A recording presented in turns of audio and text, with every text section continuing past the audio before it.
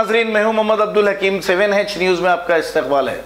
टोली चौकी के इलाके शाहतिम तालाब में बारिश की वजह से इस तालाब में पानी छोड़ने के लिए छोटे नदियों को साफ किया गया। शहर का मौसमी ऐसा है, आप कहेंगे कि मुसलसल बारिश की न्यूज़ें बता रहे हैं। अब शहर का जो माहौल है हमको बताना पड़ेगा। आइए देखते हैं हमारे नुमाइंदे मोहम्मद अली अखिल की ये रिपोर्ट।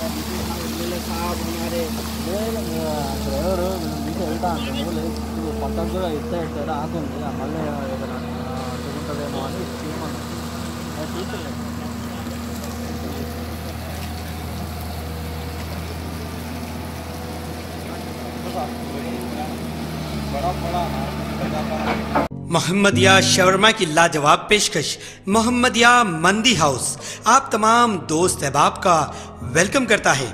अलहदा कैबिन में बैठकर अपने दोस्त अहबाब फैमिलीज के साथ मटन मंदी, चिकन मंदी, फिश मंदी और प्रॉन्स मंदी का मजा लीजिए।